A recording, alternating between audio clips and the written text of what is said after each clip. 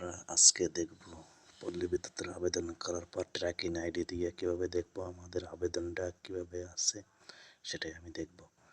যাই হোক, আমার আইডি নাম্বার দিয়ে দিলাম, ট্র্যাকিং আইডি, আমার পাসওয়ার্ড দিয়ে দেবো। এখন আপনাদের পাসওয়ার্ড আপনারা দিয়ে নেবেন, আবেদন করার সময় ফর্মে লেখা থাকবেন, ওখান থেকেই আপনারা করতে পারবেন।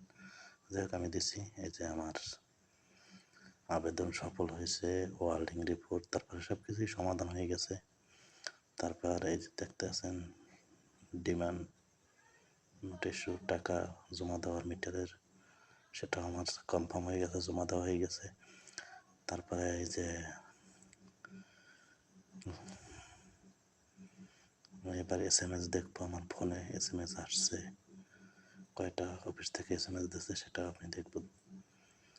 আমার প্রথম আবেদন করার সময় 138 টাকা দেওয়া লাগছে, সেটাও আমি জমা দিছি। এই যে সাকসেস রকেটের মাধ্যমে আমি জমা দিছি 530 টাকা মিটারের লেগে জমা দিছি, সেটাও আমার কনফার্ম হয়ে গেছে। এবার আমি আবার ক্লিক করলাম, সাব দিয়ে ধরবেন আপনারা, তাহলে আপনারা দেখতে পারবেন।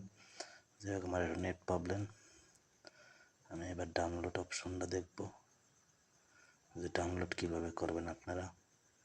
এই যে আমি দিছি, এবার আমার ট্র্যাকিং আইডি পাসওয়ার্ড দিয়ে আমি ঢুকবো, আপনারাও ঢুকতে পারবেন। আপনাদের পাসওয়ার্ড যেখানে দেবে আপনারা ঢুকে আপনারাও ব্যবহার করে আপনারা ঢুকতে পারবেন। এই যে আমার সব কিছু, এই যে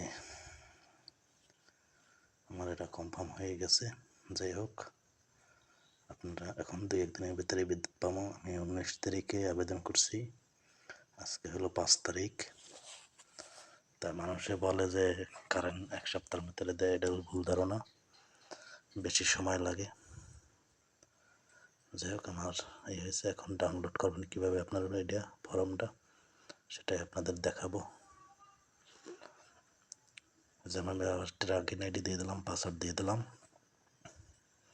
এই যে আমার পর্চা দিছি, আপনাদেরও পর্চা লাগবে, এনআইডি কার্ড লাগবে।